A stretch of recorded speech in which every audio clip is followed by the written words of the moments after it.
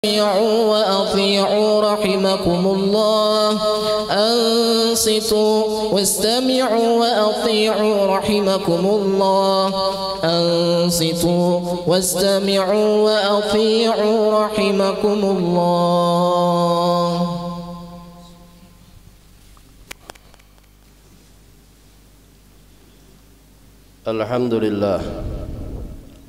الحمد لله رب العالمين الذي تفضل علينا بهذه الأشهر الحرم. أشهد أن لا إله إلا الله وحده لا شريك له، إلها واحدا وربا شاهدا ونحن له مسلمون. وأشهد أن سيدنا ونبينا ومولانا محمدا عبده ورسوله. اللهم فصل وسلم وبارك وكرم وعظم على سيدنا ونبينا ومولانا محمد الفائق لمعالي الدرجات والمقامات، والرسول السابق بميامن البركات والكرامات، وعلى آله وصحابته إلى يوم المعاد، وسلم تسليما كثيرا. أما بعد فيا عباد الله، أوصيكم وإياي بتقوى الله. اتقوا الله حق تقاته ولا تموتن إلا وأنتم مسلمون. Ma'asyiral muslimin rahimakumullah. Pada hari ini kita dimuliakan oleh Allah Subhanahu wa taala guna bersama berkumpul melaksanakan ibadah salat Jumat yang fardu ain hukumnya atas seorang laki-laki muslim yang balik berakal. Maka seyogianya kita mensyukuri nikmat Allah Subhanahu wa taala dengan mengisinya dengan hal-hal yang diridhoi dan diberkahi oleh Allah Subhanahu wa taala.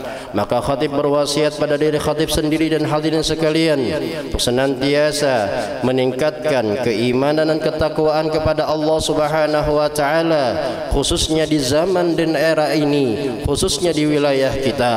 Iman dan ketakwaan adalah salah satu hal yang penting. Takwa dalam artian imtithalu awamirillah, melaksanakan segala perintah Allah dan junjungan kita Nabi besar Muhammad sallallahu alaihi wasallam. Di sisi lain berusaha wamtijtinabu nawahi, menjauhi segala yang dilarang oleh Allah dan yang dibenci oleh Nabi besar Muhammad sallallahu alaihi wa ala alihi wasallam. Ma'asyiral muslimin rahimakumullah. Syukur tersebut lebih khusus kita telah diberikan oleh Allah Subhanahu wa taala untuk memasuki tahun baru Islam 1444 Hijriah yang pada hari ini masuk tanggal 14 Muharram. Maka walaupun hijrahnya Nabi besar Muhammad sallallahu alaihi wasallam terjadi pada tanggal 27 Safar dan sampai ke Madinah Al-Munawwarah pada tanggal 12 Rabiul Awal, akan tetapi keputusan bersama yang dilakukan oleh dipimpin oleh Sayyidina Umar bin Khattab radhiyallahu anhu wa arda memutuskan bahwasanya pada tahun hijrah Nabi besar Muhammad sallallahu alaihi wa ala alihi wasallam tersebut dijadikan sebagai tahun pertama dalam Islam. Salah satu yang diambil oleh Sayyidina Umar bin Khattab bersama para sahabat di atas usulan-usulan yang lain, itu untuk mengenang bagaimana sejarah hijrahnya Nabi besar Muhammad sallallahu alaihi wa ala alihi wasallam. Rasulullah sallallahu alaihi wasallam hijrah dari kota Mekah dan ke kota Madinah untuk menyelamatkan Islam, untuk menyelamatkan umat baginda Nabi besar Muhammad sallallahu alaihi wasallam. Dan alhamdulillah berkat hijrahnya Nabi besar Muhammad sallallahu alaihi wa ala alihi wasallam, Islam pun sampai ke Indonesia, Islam pun sampai ke Nusantara, Islam pun sampai ke wilayah Borneo, dan kita telah menikmati bagaimana nyaman, lapang, dan juga kita diberikan ketenangan oleh Allah Subhanahu wa taala. Maka apa yang menjadi prioritas baginda Nabi besar Muhammad sallallahu alaihi wasallam pun menjadi perhatian kita dan prioritas kita. Bagaimana kita memikirkan umat saat ini, bagaimana umat Rasulullah sallallahu alaihi wasallam kita jadikan sebagai salah satu jalan kita menuju surganya Allah Subhanahu wa taala. Hal ini berlaku kita berada pada tanggal bulan Agustus yang akan mendekati 17 Agustus 2022, yang mana Indonesia merdeka memasuki tahun yang ke-77. Maka salah satu yang wajib kita syukuri adalah bagaimana kita mengisi kemerdekaan, khususnya merayakan merayakan 17 Agustus dengan hal yang diridhai oleh Allah Subhanahu wa taala. Salah satunya dengan mengisi di dalam diri kita berterima kasih kepada para pejuang, khususnya pejuang-pejuang Islam yang telah mereka tadi mendermakan jiwa, mendermakan tenaga, dan bahkan seperti Syekh Abdul Somad Al-Falimbani beliau diasingkan ke wilayah Filipina, dan bahkan seperti Pangeran Antasari diasingkan ke wilayah Kalimantan Timur atau Kalimantan Tengah. Maka ma'asyiral muslimin rahimakumullah, baginda Nabi besar Muhammad sallallahu alaihi wasallam bersabda, man lam yashkurin nas lam yashkurillah. Barang siapa yang belum terbiasa bisa dan berterima kasih kepada sesama umat manusia yang telah berjasa kepada dirinya, maka pada hakikatnya dia belum berterima kasih, dia belum bersyukur kepada Allah Subhanahu wa taala. Maka salah satu yang patut kita ucapkan terima kasih, kita hadiahkan sesuatu yang berharga, yaitu para pahlawan kita. Maka ingatlah jasa mereka, berterima kasihlah kepada mereka. Isilah kemerdekaan ini, 17-an ini dengan hal-hal yang diridhoi oleh Allah melalui individu kita masing-masing. Apakah dengan mengisinya majelis ta'lim, apakah dengan mengisinya dengan majelis zikir, apakah dengan mengisi dengan majelis salawat kepada baginda Nabi besar Muhammad sallallahu alaihi wasallam. Intinya adalah bagaimana kita mensyukuri nikmat Allah Taala tersebut. Dan secara umum, secara sosial, secara mujtama patut kita perhitungkan, patut kita bicarakan apa saja perlombaan-perlombaan yang dilakukan atau tampilan-tampilan yang diadakan pada tanggal 17 Agustus atau puncak hari kemerdekaan tersebut. Apakah perlombaan yang dilakukan atau pemerihan tersebut apakah sejalan dengan syariat Rasulullah sallallahu alaihi wasallam? Apakah di sana ada penampilan atau perlombaan yang bahkan menuai murka dari Allah, mendatangkan azab dari Allah, mendatangkan murka dari Rasulullah sallallahu alaihi wasallam? Maka patut kita perhitungkan secara sosial, maka kita jaga di wilayah kita masing-masing, di komplek kita, di kampung halaman kita. Apakah ada hal-hal tersebut? Kalau misalnya ada, berikan masukan, berikan saran, berikan interupsi kepada mereka bahwasanya isi dengan hal-hal yang lain, perlombaan-perlombaan yang lain, atau kemerdekaan yang lain, cara memperingati kemerdekaan dengan cara yang lain yang diridhoi oleh Allah Subhanahu wa taala. Sesungguhnya Islam luas, akan tetapi di sana ada batasan-batasan seperti lomba-lomba yang diperkenankan oleh Rasulullah, yang diperkenankan oleh ulama, akan tetapi ada batasan-batasannya, seperti hal-hal yang kita tiru dari orang-orang asing, perlombaan yang kita lihat dalam WhatsApp dan sebagainya. Maka hal tersebut jangan kita praktekkan di dalam diri kita, di dalam jiwa kita, dalam mujtama kita. Karena Rasulullah Subhanahu wa taala dalam surah Ibrahim ayat yang ke-7 berfirman, wa ta'adzana rabbukum la in syakartum la azidannakum wa la in kafartum inna azabi lasyadid. Sesungguhnya jika kalian bersyukur kepada nikmat-nikmat Allah Subhanahu wa taala, maka pasti akan Allah tambah terus-menerus sampai akhir hayat nikmat-nikmat tersebut. Akan tetapi kalau sebaliknya, yang ada adalah kufur di atas nikmat, yang ada adalah menyalahi di atas nikmat terhadap perintah Allah dan perintah baginda Nabi besar Muhammad sallallahu alaihi wasallam, maka apa kata Allah?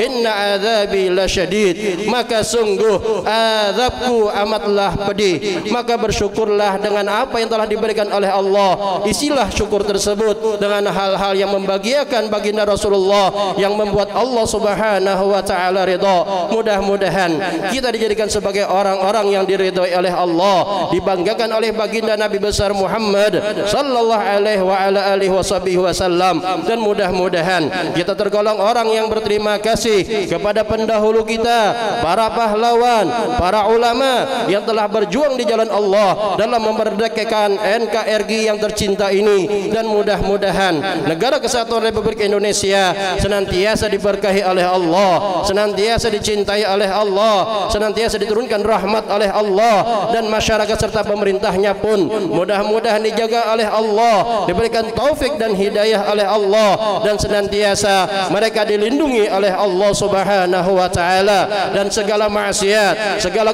kemungkaran, segala polemik yang terjadi saat ini mudah-mudahan diampuni oleh Allah, dicabut oleh Allah, diangkat oleh Allah, dimaafkan oleh Allah Subhanahu wa taala. Mudah-mudahan senantiasa dalam taufik dan hidayah dari Allah. Alhamdulillah. Allahumma salli wa sallim ala sayyidina Muhammad bin Abdullah. Fa ya ibadallah ittaqullah. أعوذ بالله من الشيطان الرجيم بسم الله الرحمن الرحيم والعصر إن الإنسان لفي خسر إلا الذين آمنوا وعملوا الصالحات وتواصوا بالحق وتواصوا بالصبر. أقول قولي هذا وأستغفر الله العظيم لي ولكم ولسائر المسلمين والمسلمات فاستغفروه إنه هو الغفور الرحيم. اللهم صل وسلم وزد وكرم وأنعم وتفضل وبارك بجلالك وكمالك على أشرف عبادك سيدنا ومولانا محمد وعلى آله وكل صحابة رسول الله أجمعين.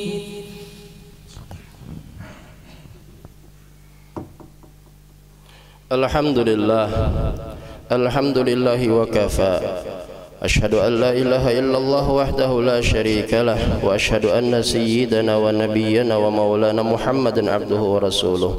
Allahumma fassalli wa sallim ala nabiyil mustafa sayyidina wa maulana Muhammad wa ala alihi wa sahabatihi ila yaumiddin. أما بعد فيا عباد الله أوصيكم وإياي بتقوى الله اتقوا الله ما استطعتم لعلكم تفلحون. قال الله تعالى في كتابه العزيز وهو أصدق القائلين بسم الله الرحمن الرحيم إن الله وملائكته يصلون على النبي يا أيها الذين آمنوا صلوا عليه وسلموا تسليما. اللهم فصل وسلم وبارك وكرم وعظم على سيدنا محمد وعلى آل سيدنا محمد وعلى جميع صحابة سيدنا محمد كما صليت وسلمت وباركت على سيدنا إبراهيم وعلى آل سيدنا إبراهيم في العالمين إنك حميد مجيد. وارض اللهم عن سادتنا الأئمة سيدنا أبي بكر وعمر وعثمان وعلي وعن بقية الصحابة والقرابة والتابعين وتابع التابعين ومن تبعهم إلى يوم الدين وعنا معهم وفيهم برحمتك يا أرحم الراحمين.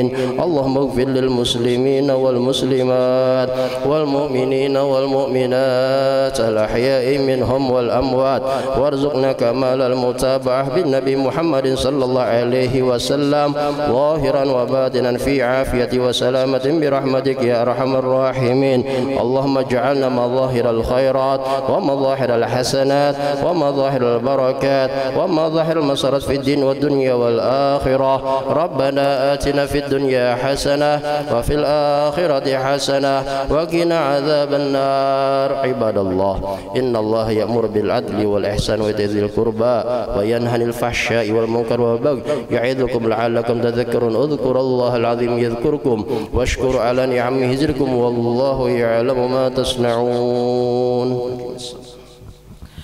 الله أكبر الله